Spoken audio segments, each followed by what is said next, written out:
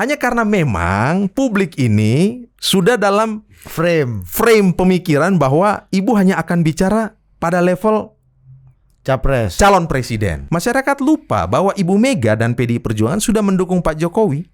Sebelum masyarakat di luar Surakarta dan Solo itu kenal Pak Jokowi, yaitu pasti kalau nggak Pak Ganjar, Ibu Puan. Saya sengaja menyebut urutannya.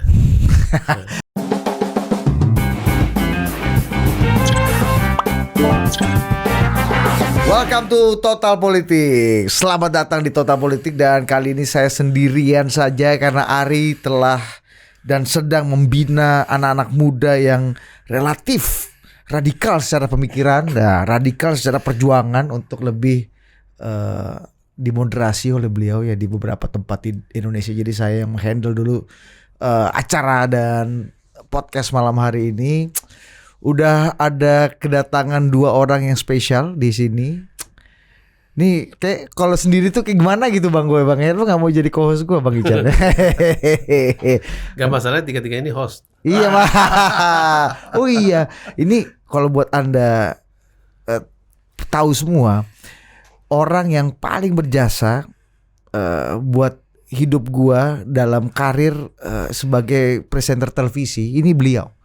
Ketika beliau memperkenalkan dan mendorong serta mengajarkan gue bagaimana cara menjadi presenter TV, menjadi jurnalis televisi, sampai sekarang gue ada di posisi ini.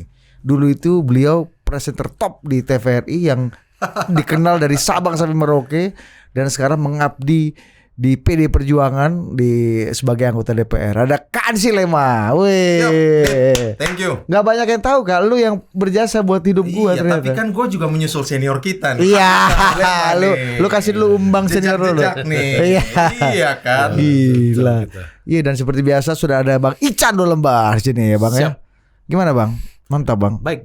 Pasca pidato Bu Mega kemarin, dunia tongkrongan politik ini gimana Bang? Tadinya Abang ini kan udah kemana-mana nih pasti kan ngobrol. Tadinya Gimana? saya masih berpikir 2 kali mau ke sini. Karena Ya malam-malam mendadak, tapi katanya ini ada anggota DPR yang terhormat Pak Ansi Lema. Oh, berangkat kita. Susah soalnya ketemunya kalau nggak begini-begini. Iya benar-benar makanya. Ini yang pertemukan kita Budi nih. Betul. Iya benar. Kasih dulu dekat kan sih. Kasih dulu dekat ininya nih, mikrofonnya. Nah, Bang, gue mau ke Bang Ican dulu biar dari perspektif orang ini kan, dari pinggir lapangan, penonton ini kan. Anda ini kan pemain di tengah-tengah lapangan ya kan. Penonton ini biasanya lebih jago dari pemain nih kalau komentar.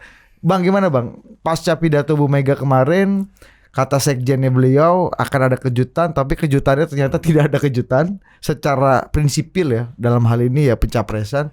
Tapi pasca pidato Bu Mega kemarin di tongkrongan-tongkrongan pembicaraan dan perbincangan politik di pinggir layar ini gimana Bang?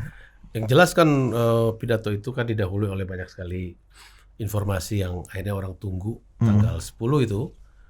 Dan saya kira memang mungkin Didit dan para jurnalis mengatakan, aduh kok nggak keluar namanya gitu.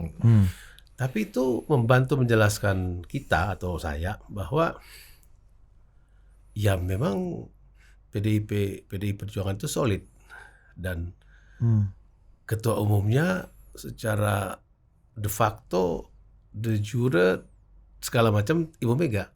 Nah, pasti beliau berdiskusi dengan banyak orang dekatnya atau sekitar sekian orang dekatnya, tetapi itu menjelaskan kepiawaian beliau. Jangan lupa beliau itu sudah jadi ketua umum partai sudah berapa puluh tahun. Ya, dari tahun udah ada sejak masih PDI. Sukolilo kan. Ya kan? Jadi ya ini memperagakan kemampuan, menunjukkan bahwa beliau memimpin partai 100%. Dan, otoritatif ya. Iya, pokoknya memimpin partai 100% dan kepiawaian mengelola informasi. Pasti informasi sudah selesai, sehingga disebut di kantong beliau itu artinya sudah selesai. Tapi kok bisa nggak bocor? Bahkan ke Pak Jokowi, salah satu kader terpenting PD Perjuangan, mungkin ke Pak Ganjar, mungkin ke Pak Hasto, Pak Bambang Wuryanto, ke Ibu Puan, tapi jangan-jangan ke Pak Ansi Lema tahu ini. Itu menariknya. Ansi Lema dia beli, kemarin baru jalan-jalan ke Eropa untuk beli kacamata yang bisa menembus isi kantong ini bos. Katanya udah lihat beliau juga. Kan jurnalis, jadi harus ada daya endusnya gitu. Iya, asik juga ya kita nih 3 wartawan ya, mantap juga ya. Iya, jadi gimana? Jadi memang kejutannya adalah menunjukkan Bu Mega masih under control. Yang kedua, Ya, partai pokoknya tidak gini, partai tidak pecah dan tetap solid. Kalau kita membaca Golkar, membaca partai-partai lain, itu tidak sekuat saat kita membaca Ibu Mega. Ibu Mega adalah PDI Perjuangan adalah Ibu Mega. Itu saya kira yang paling penting dari apa yang terjadi kemarin. Karena akhirnya orang kira-kira gini, waduh, ternyata Ibu Mega yang menentukan. Dia menentukan kapan dia mau ucapkan, kapan dia tidak ucapkan. Pasti sudah fix. Feeling saya ya, nanti kita bisa tanya sama orang di dalam. Feeling saya nama itu sudah fix. Bahwa 1 atau 2 pasti sudah fix. Dan yang hampir pasti kan orang dalam gitu ya. Itu udah clear ya. Udah clear. Tinggal kita kerucukan orang dalam berapa? Berapa orang? Ya mungkin 2 orang. Mungkin 1 orang. Ya, silakan baca tafsirnya. Bisa liar tafsir orang kan, ada potongan yang di verbatim yang dipakai di judul-judul berita menyebut nggak ngelihat gue gitu-gitu ya. Tapi menurut saya itu kembangan informasi yang dipakai untuk melakukan teasing kepada publik politik. Ya, saya sudah punya bayangan nama itu, tapi kelihatannya kan akhirnya ini panggung pertunjukan. Jadi Ibu Mega sebagai bintang utama di panggung itu dengan leluasa memainkan penonton mau diapain nih. Dan penonton tidak bisa marah, nunggu aja. Menurutku itu penting. Itu penting bahwa ya memang problemnya adalah setelah ini karena terlalu kuat, Ibu Mega akan punya problem saat mulai meninggalkan panggung secara alamiah, sehingga mungkin suksesi nanti akan penting karena beliau terlalu kuat. Kira-kira begitu, dan itu itu tanda-tanda. Jadi Anda melihat tanda-tanda bahaya atau tantangan ke depan tuh suksesi di internal partai justru ya, bukan lagi memilih presiden gitu yang tepat dan ideal bagi keberlanjutan partai, keberlanjutan keberlanjutan. Ya kan orang bisa dan kemenangan bisa datang gitu. dan pergi, tapi kan partai dengan cita-cita, dengan ideologinya, dengan masa di bawahnya, dengan para aspirannya kan tetap ada. Kan tidak mungkin ada orang mengatakan biar saya pergi bersama partai ini, pasti enggak. Jadi menurut saya kekuatan Ibu Mega tentu baik sekali, tapi problemnya adalah segera terbentang di depan mata. Bagaimana menyiapkan, apakah kepada satu orang, apakah kepada satu mekanisme? Saya nggak tahu, Tapi itu yang secara cepat saya baca begitu melihat Ibu Mega terlalu kuat di partainya, which is good. Ya, tapi memang tugas berikutnya adalah ya bagaimana menjaga soliditas partai ini, karena jangan lupa party ID paling kuat di Republik ini adalah PDI Perjuangan. Itu juga menjelaskan mengapa setiap tracking survei itu dia stabil. Partai lain kan masih kecil sebelum para caleg dipasangkan di dapil-dapilnya, itu akhirnya menjumbang. Misalnya ada partai yang hilang sebelum tersusun caleg, begitu dari itu berapa pemilu lalu kita bisa cek. Ataupun menyusut seperti PD Perjuangan dari 30 juga menyusut ke 18, 19, 20. Ya, kan? Kalau menurut saya angka PD Perjuangan dari 18 sampai 22, kurang lebih stabilnya 20. Jadi itu ada captive market dari PD Perjuangan. Tapi di survei kan seperti kata Anda, sebelum masuk nama-nama caleg di survei proporsional tertutup, PD Perjuangan masih cukup bisa 30%, sementara yang lain seperti PAN, Nasdem hampir-hampir. Dan itu juga menjelaskan, bisa naik dalam menurut saya faktualnya. Nanti bisa koreksi kalau saya salah. Itu menjelaskan kenapa akhirnya PD Perjuangan memilih proposal proporsional tertutup. Karena partai ini betul-betul partai yang secara keterkenalan nasional, partai ID kuat. Mungkin nomor 2 Gerindra, mungkin ya kuat. Itu ada kekuatan dan kelemahannya, bahwa terlalu kuat dan itu bersatu dengan Ibu Mega. Ya itu mungkin tugas beliau ini buat merumuskan. Gimana kan sih Anda yang ada di dalam ruangan itu dan Bu Mega mengawalinya pidato dengan 2 hal. Pertama, saya ini kangen. Ini setelah 3 tahun, ibaratnya dia menunjukkan dibungkung di kota, saya nggak bisa ngomong nih karena nggak ketemu kan. Sekarang akhirnya ketemu. Itu pertama. Itu mengawali pidatonya nih. Yang kedua, dia tes bos ke crowd. aku nih udah tua belum sih? Emang aku udah tua? Menurut kamu kalau aku udah tua belum? Wah, belum gitu kan. Nah, gimana? Yang ceritakan dulu dong laporan pandangan mata pada Tapi saat sebelum ke situ kemarin. kayaknya udah kesimpulan nih tadi. Emang Ican Lulemba ini suka longkap-longkap, Salahkan bos. dia dong. Kenapa dia bikin pertanyaan begitu? Saya nggak mungkin tolak pertanyaan dia. Aduh, menurut saya memang pertanyaannya cepat sekali ya. Nggak, kita sisir dulu, kita sisir. Nah, gimana? Iya, Suasana kemarin, kita bicara suasana dulu sebelum kita bicara nanti konteks dan teksnya dari Bu Mega ini ya. Ya, kalau publik di luar PDI Perjuangan melihat itu adalah pidato politik. Tapi sebenarnya bagi kader-kader PDI Perjuangan itu sebenarnya adalah komunikasi ataupun juga obrolan antara ibu dan anak, antara orang tua dan anak. Nah, kalau kita lihat kemarin kan komunikasi Ibu Mega kepada kader-kader itu sangat cair sekali. Ibu bicara soal, ini dalam konteks 50 tahun, Ibu bicara soal sejarah PDI dan kemudian bermetamorfosis menjadi PDI Perjuangan. Ibu bicara PDI hari ini, termasuk proyeksi tantangan ke depan dan PDI masa depan itu akan jadi seperti apa. Ya. Tetapi kalau kita tarik benang merah, ini semacam ada ikatan naratif, ya. Kemarin, hari ini dan akan datang. Dan sebenarnya yang Ibu bicara itu semuanya syarat dengan values, dengan nilai. Contoh, Ibu katakan gitu, ojo ke susu, jangan buru-buru. Saat sekarang ini adalah saat menuntaskan kerja. Kepercayaan yang diberikan oleh publik. Baik kepada pemerintahan Presiden Jokowi dan seterusnya. Ya. Nah, publik ini ingin mendengar terutama terkait dengan ini PDI ini calon presidennya siapa begitu kan. Iya. Nah, Ibu jawab dengan santai. Sudah ada di kantong saya begitu kan.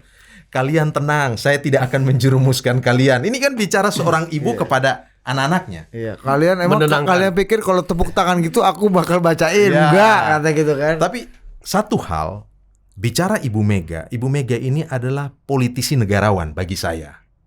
Ya, Ibu Mega pernah berada dalam rezim totaliter Orde Baru dan PDI Perjuangan hari ini itu bisa survive dan bertahan hidup dalam era yang betul-betul syarat represif ketika itu.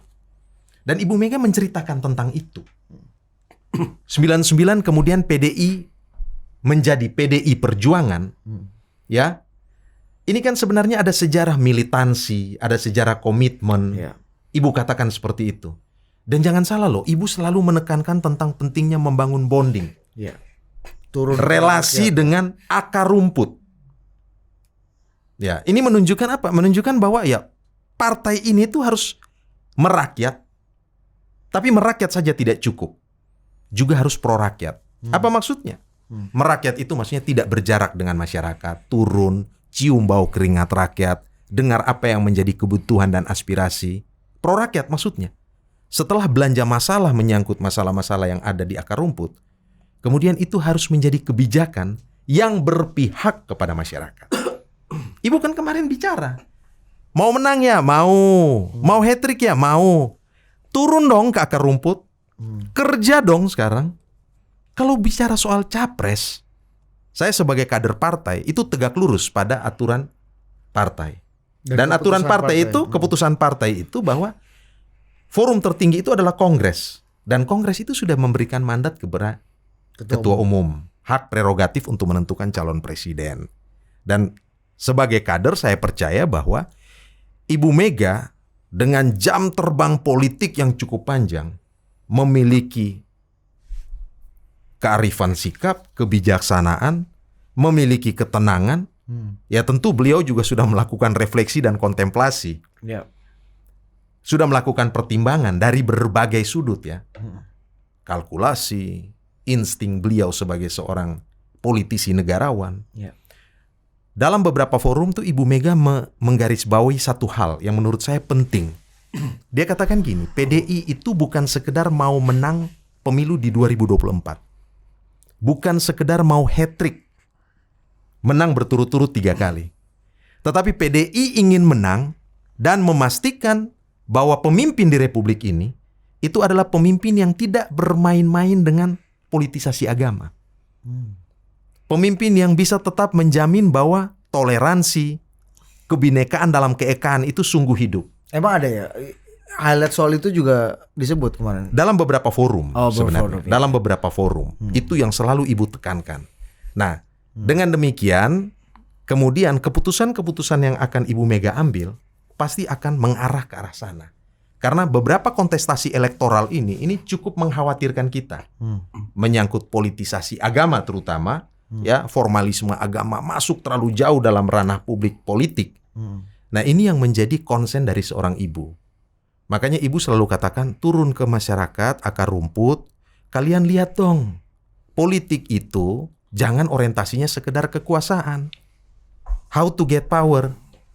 Tetapi how to use power itu jauh lebih penting. Makanya ada contoh kemarin. Bagaimana sikap kalian terhadap ya para pramuwisma, kelompok fakir miskin yang tidur di kolong jembatan. Kalian udah buat apa? Berpihak seperti apa? Nah, ibu tuh bicara soal itu. Ya, dan dia puji, dia highlight beberapa orang yang menjadi kader PDI Perjuangan dari golongan itu kan, ada yang preman, ada yang supir truk, disebut itu kan. Jadi itu kan marhen versi lain ya, gitu kan ya. Dan itu menunjukkan bahwa politik internal PDI Perjuangan itu sebenarnya mulai meletakkan standar ada merit system. Ya. Reward and punishment jelas. Kalau kita dengar misalnya ibu kemarin sempat, mana Abdullah Azwar Anas mana? Berdiri kan? Nah ini nih contoh, jadi bupati di Banyuwangi, waktu itu saya lihat pantainya indah tapi tidak tertata secara baik, saya kasih tugas. Dan hari ini Abdullah Azwar Anas itu dipercayakan sebagai Menteri PAN.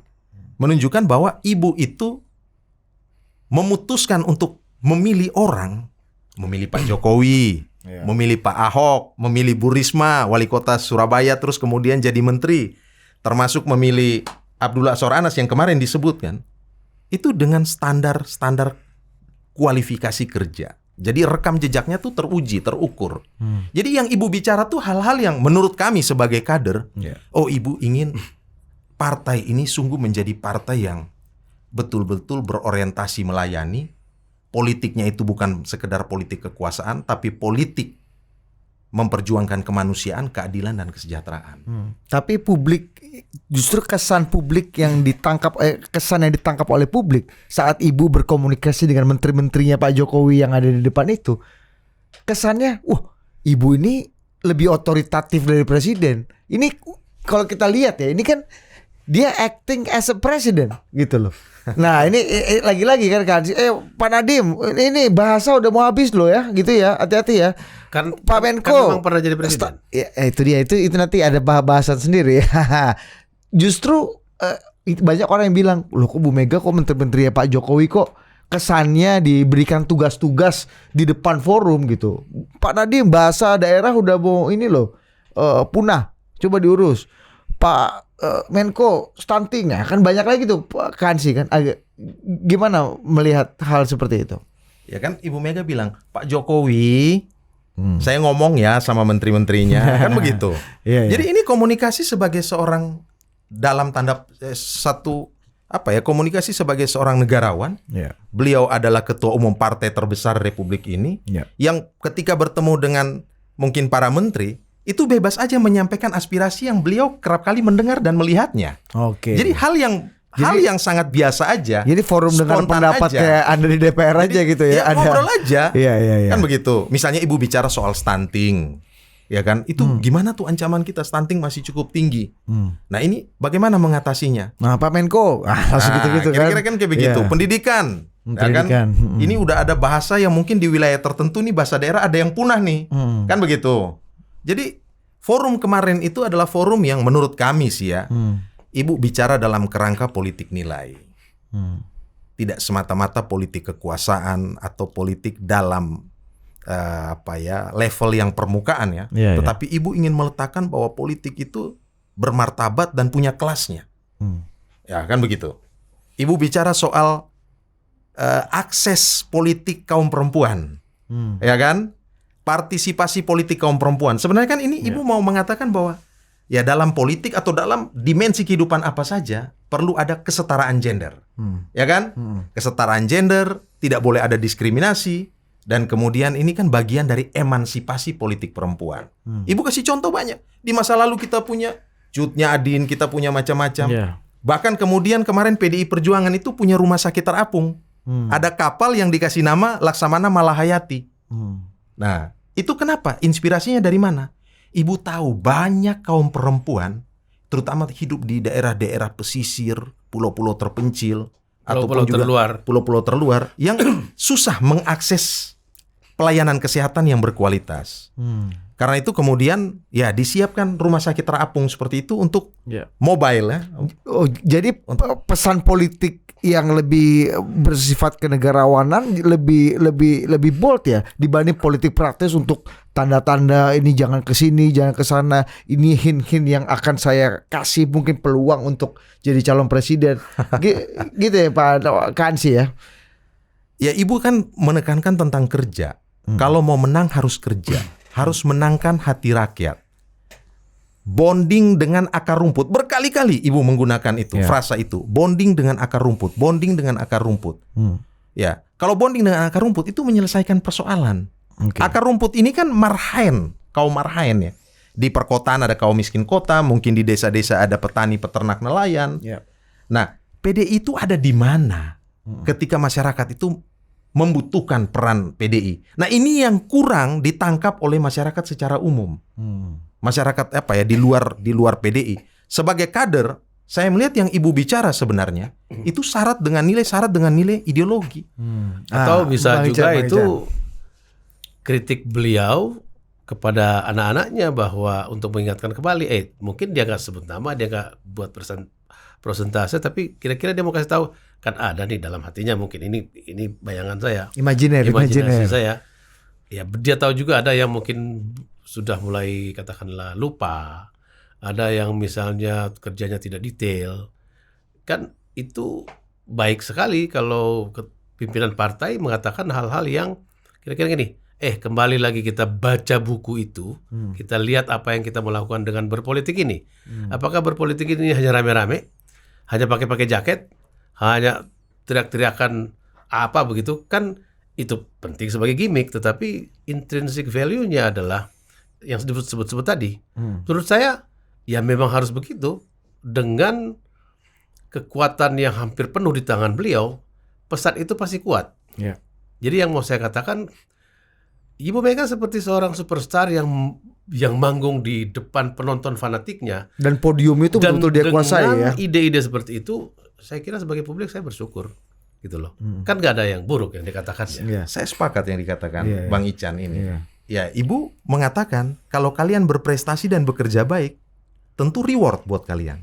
Tetapi begitu kalian punya kinerja yang tidak baik, apalagi mencederai nilai-nilai penting dalam demokrasi, misalnya melakukan gratifikasi, korupsi dan segalanya, itu urusannya pemecatan. Kan Ibu berkali-kali ngomong. Aku tinggal tanda tangan aja. Aku tahu. Dan menurut saya itu fair gitu loh. Dan beliau selalu berkali-kali bilang kan, aku tahu loh, jangan dipikir aku nggak tahu loh, gitu-gitu kan.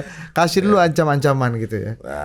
Oke, menarik ya. Nah, ketika bicara lagi-lagi Bang Ican, ini kita bicara dalam konteks politik kan, lagi-lagi apa yang mau ditunjukkan selain tadi penguatan pada nilai-nilai luhur dan basic value dari partai ini, turun ke bawah, bonding dengan rakyat, militan. Bahkan Bu Mega bercerita bagaimana dia yang memimpin sendiri, membuat pengurus-pengurus ranting ini ya. Sama dulu dia sebut orang-orang yang juga menemani beliau, Mangara Siahaan, ada FX Rudi gitu kan di Solo. Di Rudi ini dulu aku yang ngopeni ya, ada supir truk yang kemudian jadi bupati karena memang dia dicintai rakyatnya ya, basic value gitu ya Bang Ican. Tapi lagi-lagi orang kan dalam konteks ini oke, kita udah tahu, dan kader kan dalam sekolah partai, dalam tugas di fraksi, core value itu pasti sudah diingatkan terus-menerus. Nah, yang orang menanti adalah hint sebenarnya. Nama sudah di kantong. Nama mungkin sudah ada di pikiran Bu Mega dan mungkin Bu Mega tinggal keluarkan. Nah, ada hint tertentu nggak yang mungkin Bang Ican baca untuk menuju ke arah sana? Kan misalnya kalau kita lapar, kita akan bikin gestur untuk menunjukkan bahwa gue lapar. Kalau aku pengen pipis, pasti dari tadi udah kayak gini, aduh pengen pipis nih, aduh gimana gitu. Nah, Bu Mega 2 jam itu nggak mungkin kita bisa menutupi terus-menerus gitu atau berdrama terus-menerus untuk menutupi apa yang kita sudah tahu dan kita sudah yakin. Nah, gestur apa yang Anda baca dari Ibu Mega dan dari orang-orang yang terlibat di bagian depan gitu yang menjadi aktor-aktor penting, variabel-variabel penting dalam penentuan keputusan ini?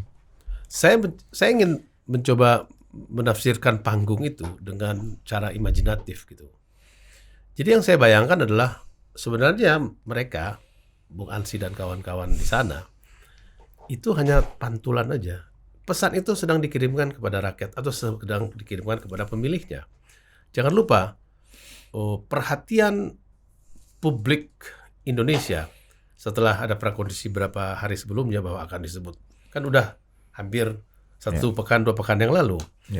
Ini cara canggih untuk menyiapkan panggung yang akhirnya 2 jam dikelola secara seperti seorang stand-up comedian. Ibu Mega menyampaikan apa saja yang menjadi pikiran beliau. Karena kita semua tahu bahwa pedoman di PDI Perjuangan selain buku-buku saku mereka adalah pikiran politik dari ketua umumnya. Jadi itu adalah pesan kepada pemilih bahwa kira-kira begini, kami ini belum bergeser dari ideologi yang kalian tahu. Tapi dengan menceritakan ini itu dan memberitahu bahwa kalau kalian tidak mendekati rakyat, mendekati pemilih, pro rakyat segala macam, kamu Bonding. Ini kan mau dikasih tahu itu pemilih. Kalau ada caleg yang enggak seperti ini, lu jangan pilih. Kan ini interface antara partai dengan calon pemilihnya atau pemilih fanatiknya.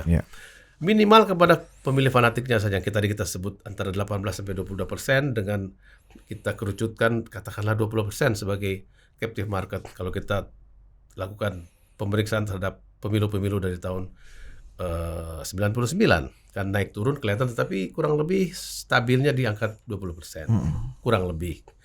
Jadi panggung betul-betul dikendalikan oleh Ibu Mega sendirian. Kira-kira dengan efektif.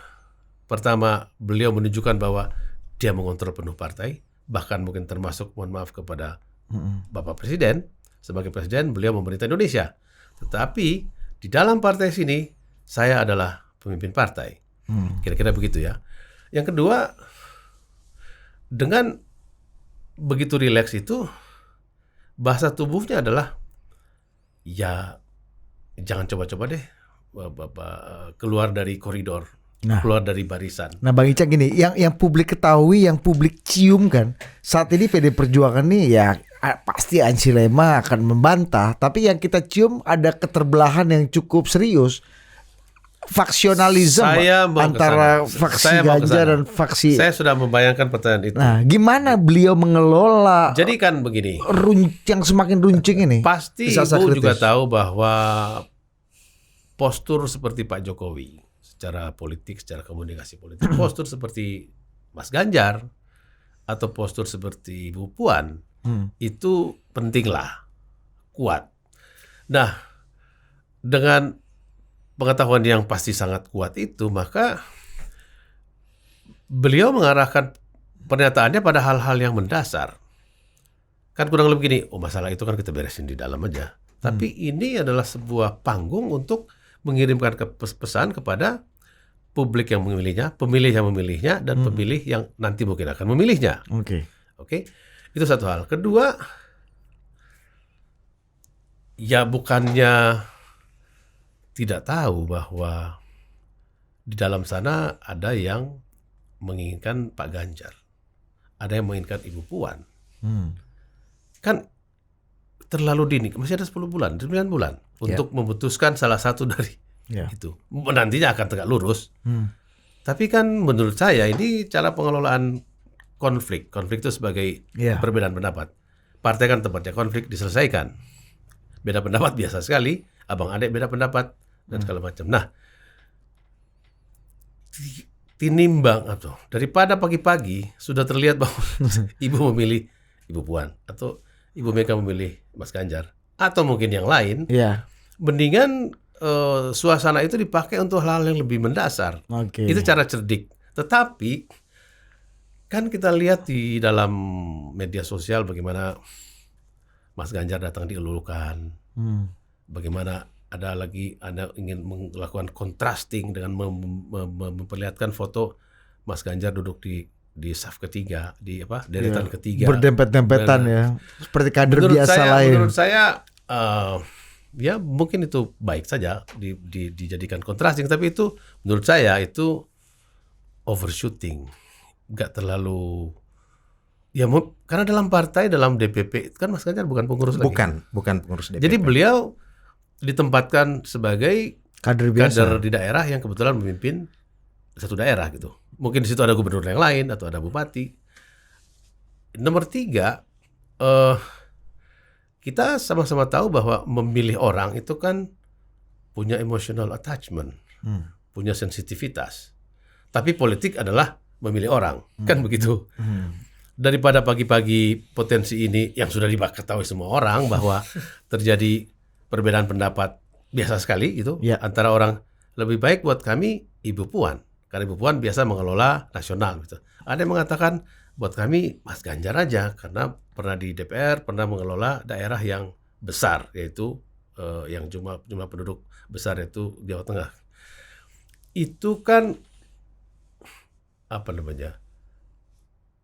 pendapat yang tidak bisa ditolak.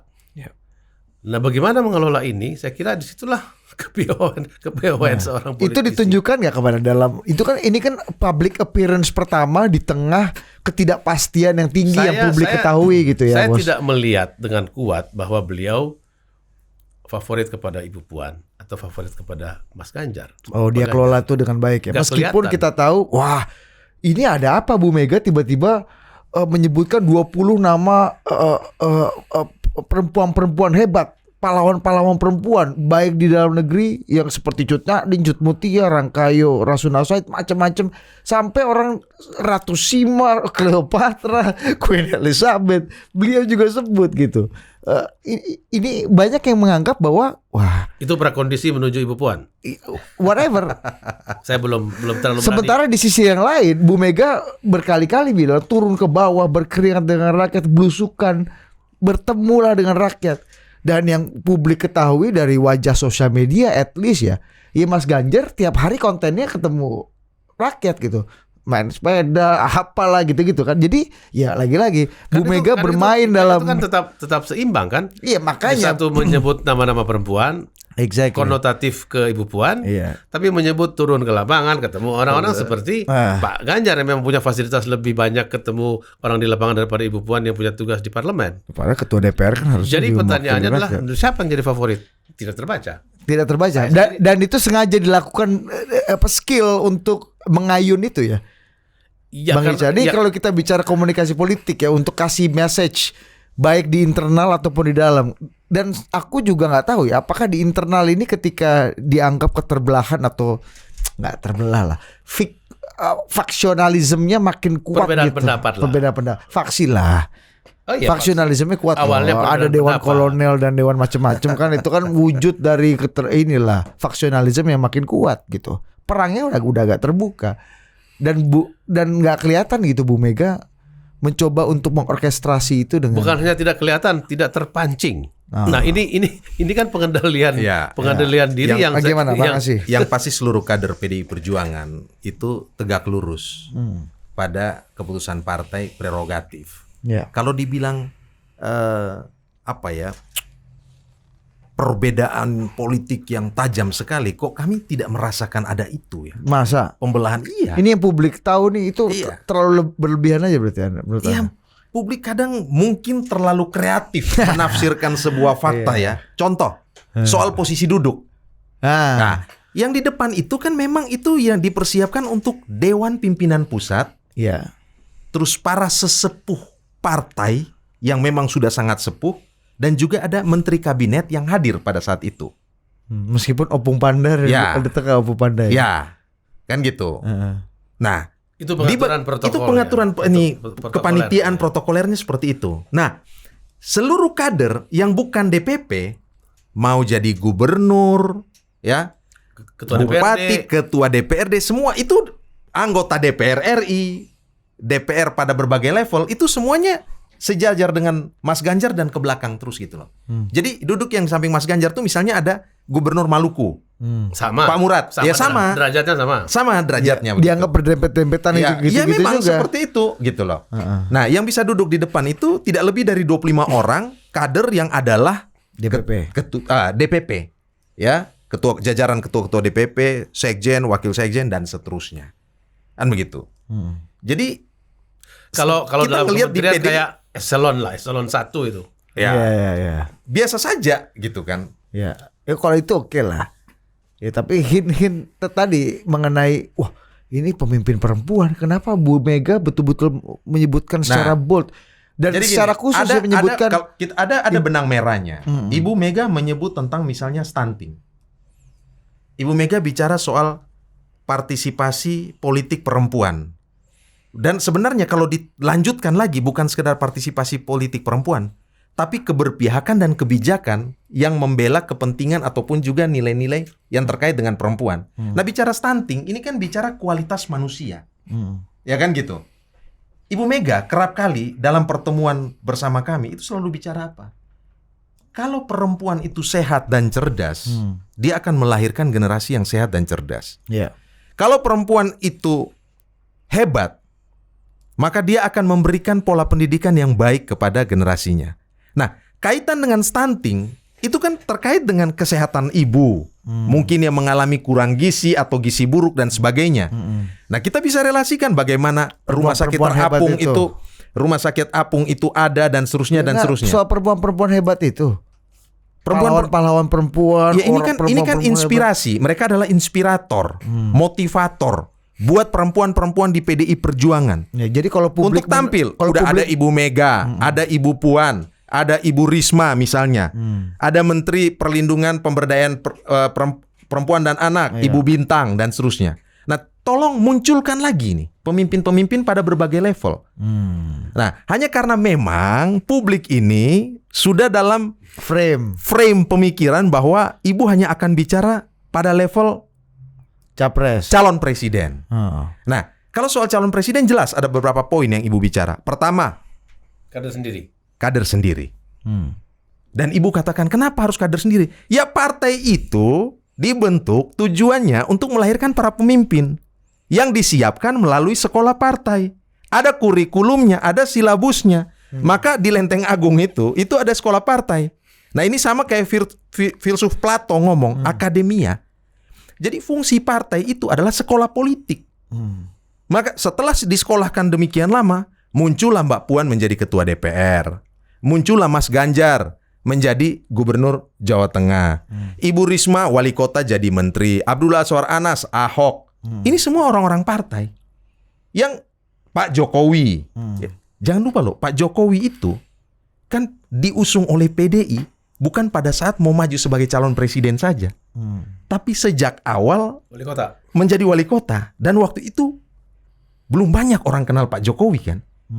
Ibu Mega sudah memberikan tanda tangan untuk Sudah taken ya. Nah, begitu melihat Pak Jokowi itu sangat perform dalam menjalankan tugas-tugas sebagai wali kota selama 2 periode, layak untuk naik kelas ke ibu kota negara. Nah, kalau Kan kemarin begitu. maksud Bu Mega bilang Pak Jokowi tanpa PDI mungkin nggak kayak gini apa gitu-gitulah kesannya itu.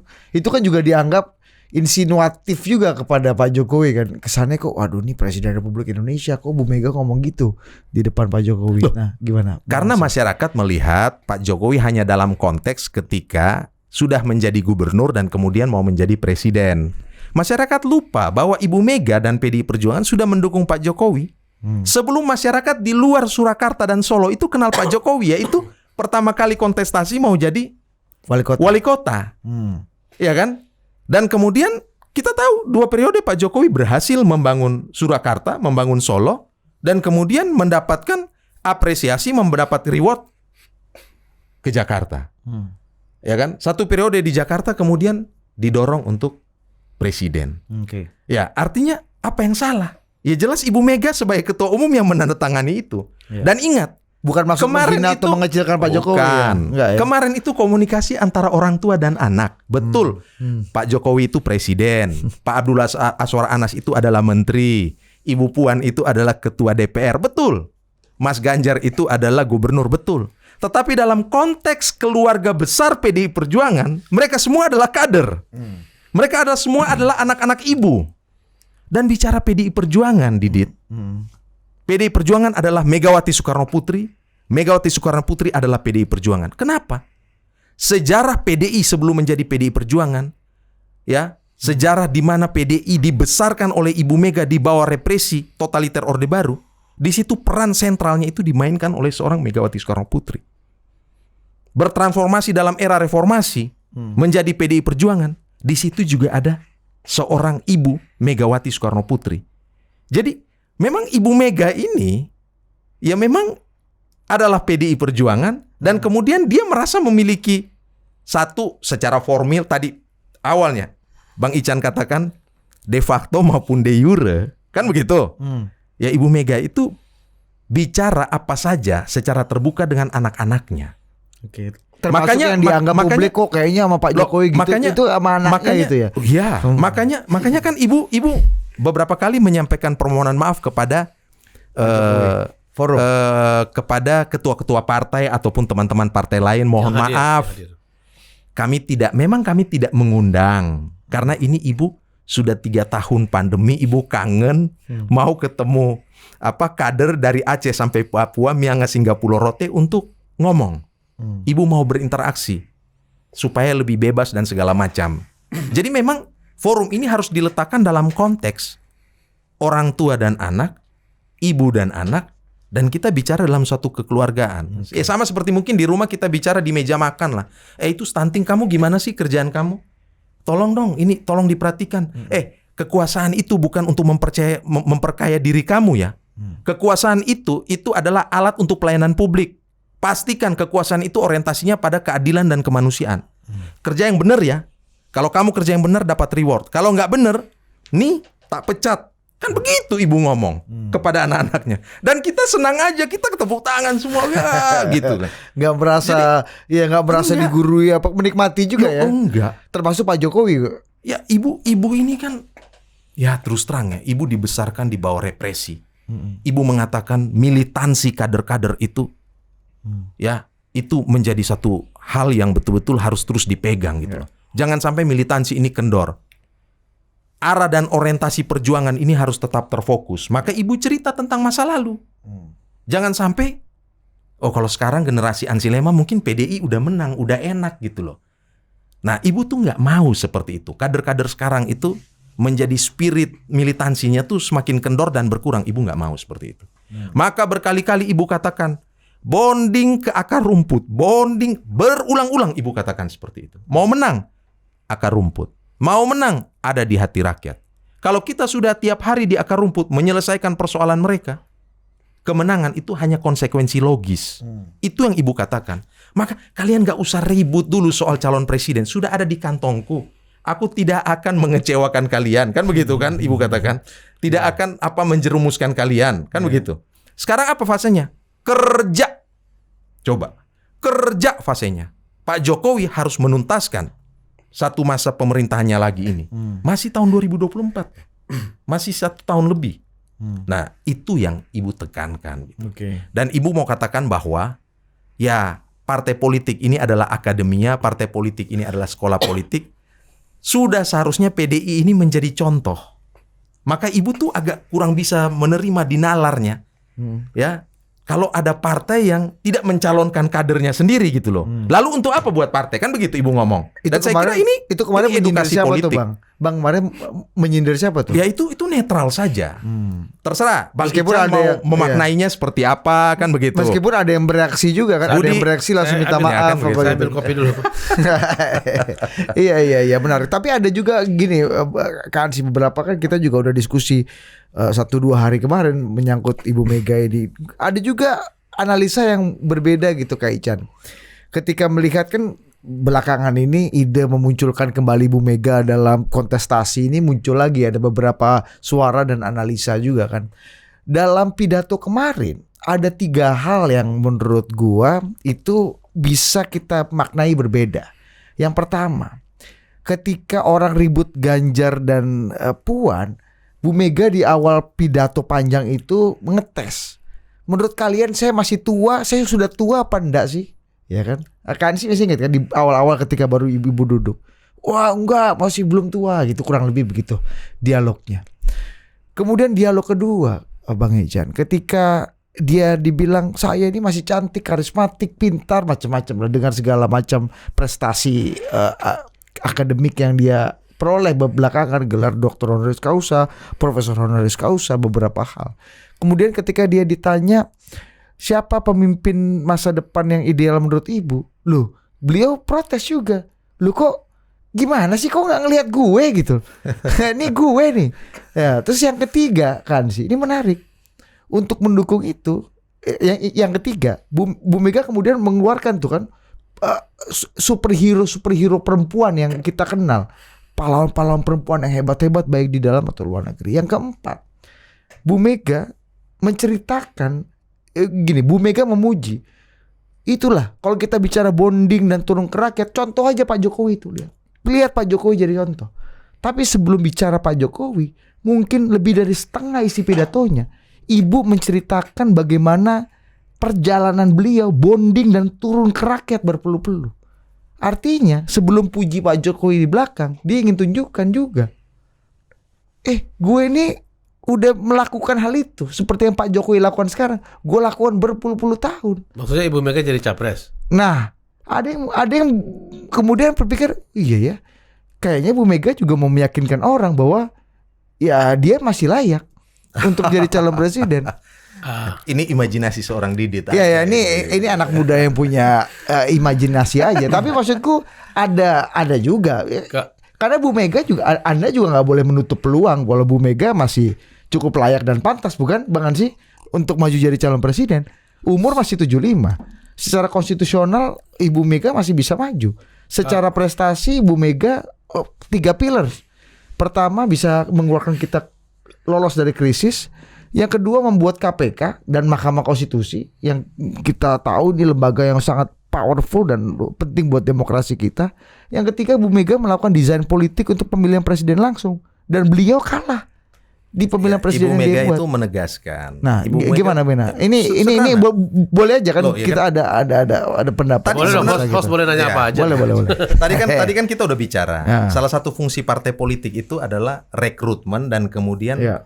menyiapkan calon-calon pemimpin bangsa. Ya. Untuk itu kan ada sekolah.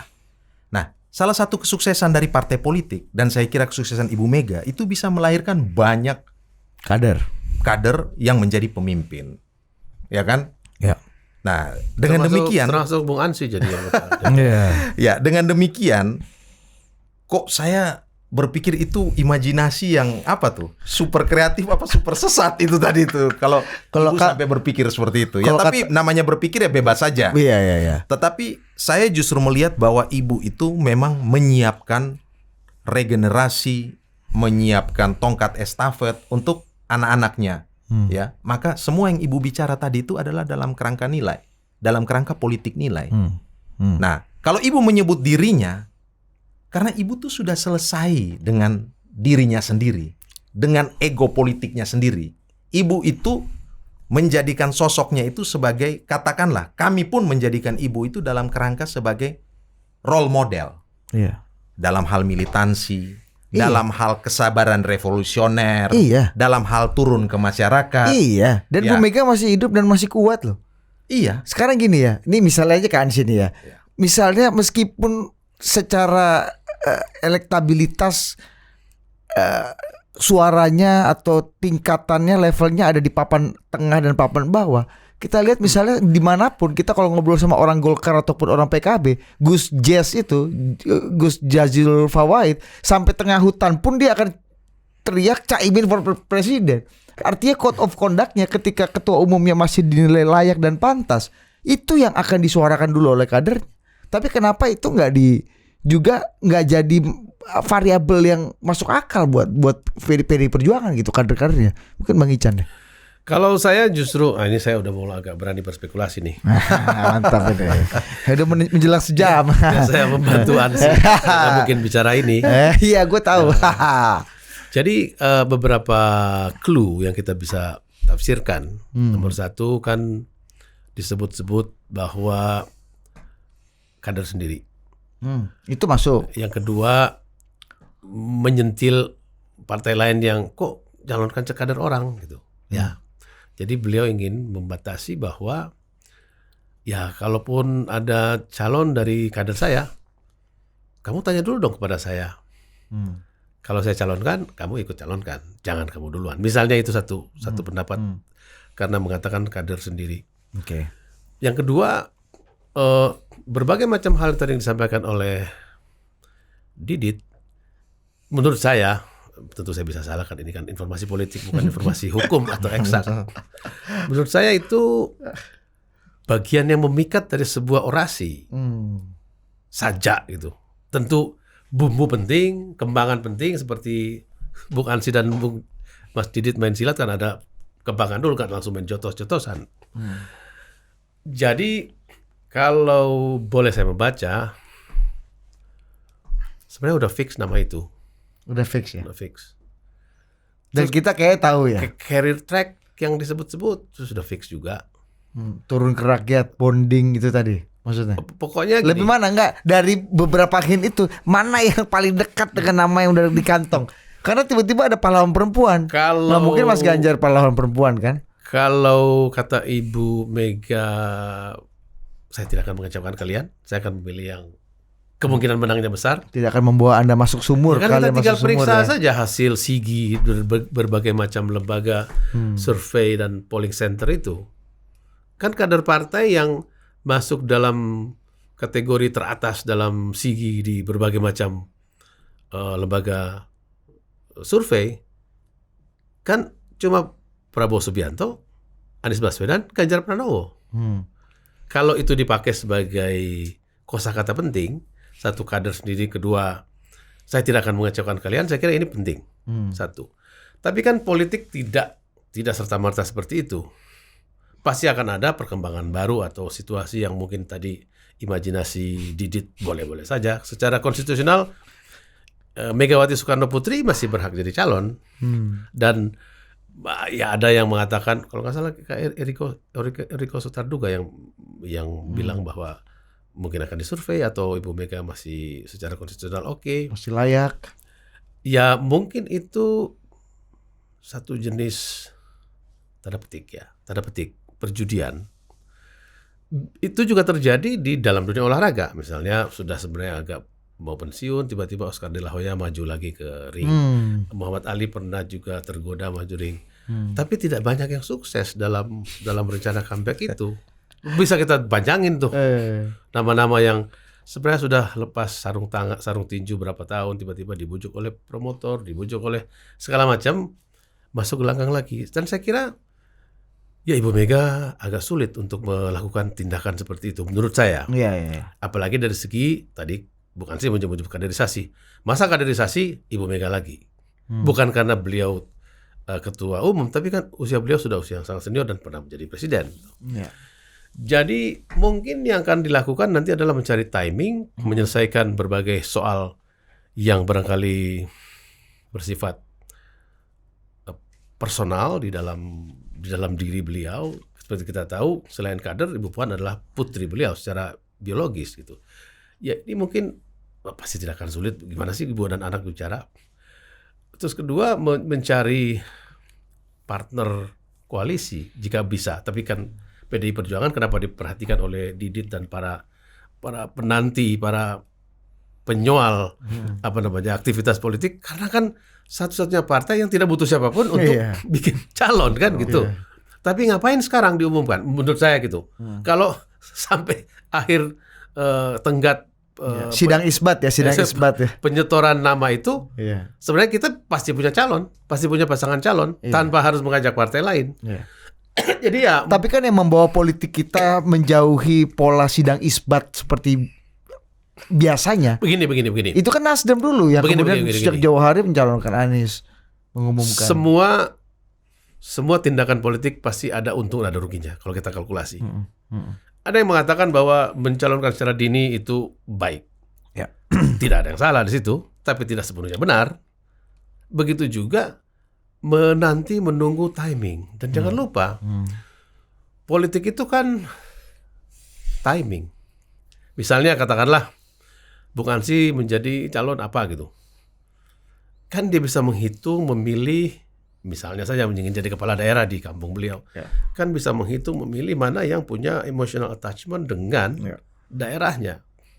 Nah, karena ini masih 9 bulan kurang lebih ya kira-kira ini belum ada yang lain juga. Memang Pak Prabowo sudah mengumumkan, tapi kan pengumuman Pak Prabowo belum bisa dianggap akan fix karena kan beliau butuh partai yang lain. Begitupun dengan Begitu Nasdem. juga dengan Anies Baswedan yang diumumkan oleh Nasdem. Nasdem butuh 2 partai minimal dan kita sudah tahu mereka sedang berunding dengan siapa saja. Tapi PDI Perjuangan punya privilege untuk waktu dia calonkan nggak ada pertanyaan tidak jadi. Misalnya Ganjar Pranowo dan Puan Maharani itu siapa yang mau bikin itu tidak jadi? Nggak ada. Nah, yang mau saya katakan dengan cara piawai ini adalah ya kira-kira gini. Memainkan emosi dari publik politik dan itu kampanye, durasi itu adalah kampanye, Dibicarakan terus. betul. Ngapain kau umumin sekarang? Toh juga tidak ada yang akan berubah nanti. Meskipun jadwal kampanye cuma 90 hari, semua orang bilang bahwa ini nggak ideal untuk campaign sekarang misalnya presiden. kalau kita berani berasumsi dengan kata-kata yang saya berani lakukan dengan spekulatif tadi, katakanlah nama yang di kantong Ibu Mega itu adalah Pak Ganjar. Oke? Diumumkan atau tidak, kan nama Pak Ganjar akan terus bergulir, baik beliau sebagai gubernur, baik beliau sebagai pelaku komunikasi di media, atau potensial calon presiden, atau nama yang terus muncul dalam deretan atas di lembaga-lembaga sigi. Kan begitu. Kan nggak ada yang berubah. Cuman kemarin itu betul-betul kalau saya dengarkan dari Bung Lema punya istilah kangen 3 tahun, dididit juga, baru ketemu lagi dengan anak-anaknya, dengan keluarga, baru rapat lagi dengan keluarga. Jadi itu bisa disimpan aja itu. Memang itu keperluannya buat didit dan total politik. Tapi buat kepentingan kader belum itu. Ada satu lagi Bu Mega bilang nanti Juni bulan Bung Karno kita akan bikin rapatkan barisan lagi, nanti ugal-ugalan. Ya itu kan tempat kampanye lagi. Iya makanya. Jadi kalau dilihat tadi kan kalau mau tanya konsennya Ibu kalau dibuat prioritas, yang pertama jelas partai ini harus menyiapkan calon-calon pemimpin bangsa. Itu satu. Dan itu Ibu katakan sudah tenang, udah ada di kantong saya. Satu. Yang kedua Ibu katakan, saya ini sekarang dipercayakan Pak Jokowi dikasih tugas untuk ngurus 2 lembaga nih. Satu, BPIP. Urusannya vital dan fundamental nih. Soal ideologi negara. Dan kemudian Ibu bicara nanti 1 Juni bulan Bung Karno kita kumpul lagi. Jadi kalau kita lihat secara lebih cermat dan seksama, memang Ibu itu konsen pada hal-hal yang sifatnya ideologis ini. Dan karena Pak Jokowi tahu, Ibu itu kemudian dipercayakan sebagai Ketua Dewan Pengarah, BPIP. Yang kedua, BRIN. Urusan riset, urusan penelitian dan segala macam ini, kan Ibu ada juga di situ. Jadi, 2 hal vital ini sebenarnya, yang kalau dibandingkan dengan imajinasi Budi yang tadi, super apa tuh, super kreatif mungkin. Kalau saya melihat lu berani bilang sesat kayak Obong Panda bilang gue sesat. Nah, jadi Ibu lebih boleh dibilang Ibu melihat prioritas Ibu itu lebih baik ngurus kedua hal ini. Dan itu juga yang kemudian membuat Ibu itu semakin bersemangat, ya kan? Masih punya maksudnya spirit. Nah, untuk bertemu dan kemudian bicara banyak hal. 2 hal itulah. Jadi benar kata Bang Ican belum waktunya lah. Ini kita biarkan ini calon yang udah di kantongku ini kan kamu udah tahu kan. Nah, biar bergulir terus. Kan tidak akan berubah. Dan yang lain yang masih berharap juga akan tetap bekerja keras untuk bisa membuka peluang ada yang penting potensial tadi, dia. calon pemimpin. Ibu Mega kan bukan calon pemimpin, Ibu Mega sudah pemimpin. Tapi Anda lupa, Bang Ican, Bu Mega kan udah negarawan, ini waktunya yang baru. Kalau comeback itu biasanya nggak bagus. Ada jenderal idola Anda namanya Jenderal M. Yusuf, salah satu jenderal paling berpengaruh dan punya nama tinta emas di Angkatan Bersenjata. Setelah belasan tahun dia jadi Menteri Perindustrian, jadi Kepala BPK. Tapi kan dia kembali jadi Panglima ABRI. oleh Presiden. Oke, Lula da Silva. Dia 3 kali dulu ikut pilpres dan kalah, di kali keempat dia baru menang.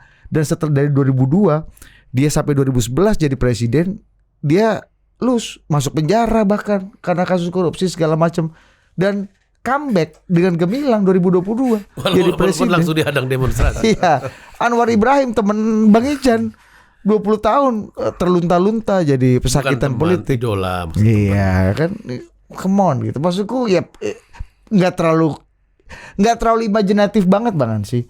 Ada contohnya gitu di dunia. Jadi ya cobalah kader-kader PD Perjuangan ini buka peluang juga. Kan asik juga kalau Bu Mega jadi. Bu Mega tidak hanya jadi pembina, tapi jadi eksekutif gitu kan. Mantap gak gua? Udah jadi ideolog PD Perjuangan nih gua nih. Udahlah, kasih dulu terakhir pesan-pesan. Ya, yang pasti bahwa sebagai kader Tapi dia ya, masih secara- ngotot ini. Iya. Enggak, gue nggak ngotot. Gue kasih opsi aja supaya ada diskusi lain gitu. Ya. Ya nggak mantap. Yang ya? pasti sebagai kader terus terang kami happy karena kemarin 50 tahun tuh Ibu gunakan waktu kesempatan secara berkualitas bicara dari hati ke hati dengan seluruh kader. Yang kedua, Ibu melakukan penguatan akan nilai-nilai demokrasi, nilai-nilai perjuangan, menekankan sejumlah hal-hal penting dan hakiki yang harus ada dan dihidupi di setiap kader. Nah, ini yang Ibu tidak ingin kemudian nilai-nilai ini tergerus dari para kader. Nah, yang berikut, Ibu tuh tema kita itu adalah solid bergerak dalam satu rampak barisan. Nah, itu menunjukkan bahwa apa? Bahwa PDI itu pertama-tama itu harus solid. Dan soliditas PDI itu harus ada pemimpinnya. Nah, Ibu ini adalah pemimpin yang memberi arah, memberi tujuan, orientasi. Dan kita ini ya dalam kongres ini sudah memberikan kepercayaan. Ini kalau bicara soal calon presiden ya, kembali lagi prerogatif Ibu. Nah, tetapi orang PDI itu kemarin itu tidak hanya menunggu soal atau tidak hanya menggarisbawahi, memberi bold soal pembicaraan Ibu soal calon presiden, tetapi kami mendengarkan semua hal. Ya, Ibu kan bicara yang saya katakan tadi, sejarah, ada orang bilang ada heroisme historis. Ya. Ya, di masa lalu, Ibu bicara hari ini, Ibu bicara juga tantangan ke depan. Nah, kalau tantangan ke depan, kata kuncinya menyiapkan calon-calon pemimpin secara baik, menyiapkan kader-kader secara baik. Nah, itu yang Anda tangkap. Itu yang kita tangkap. Dan Ibu sudah melakukan itu, sedang dan akan melakukan Bukan itu. Ibu nih, kalau Ibu bukan sudah Ibu ya. sedang dan akan melakukan itu, Iya, ya iya, kan? iya. Pak Jokowi 2 kali Ibu dukung, Iya. kan begitu. Pak Di level Ana, yang lebih bawah, itu udah ada. Nah, Oke. dan ke depan juga Ibu akan melakukan hal itu. Jadi total politik bersabarlah. Sudah ada di kantong Ibu, Iya, kira-kira benar, seperti benar. itu. Tapi bukan berarti, ini namanya politik kan selalu bisa muncul kejutan.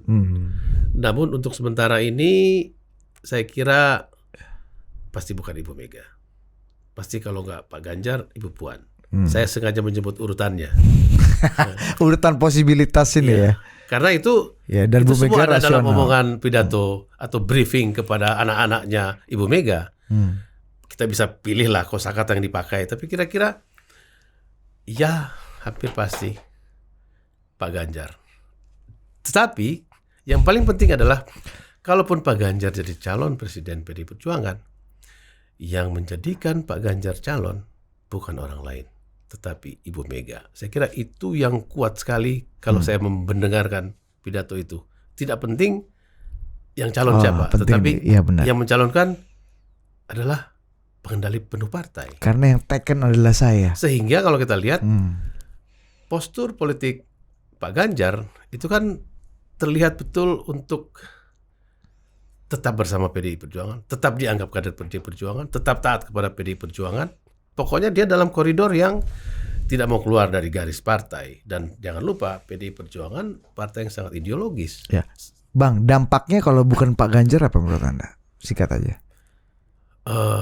Kalau Ibu begini, Pak Ganjar akan sulit jadi kalau tiba-tiba dicalonkan pertama kali oleh partai lain.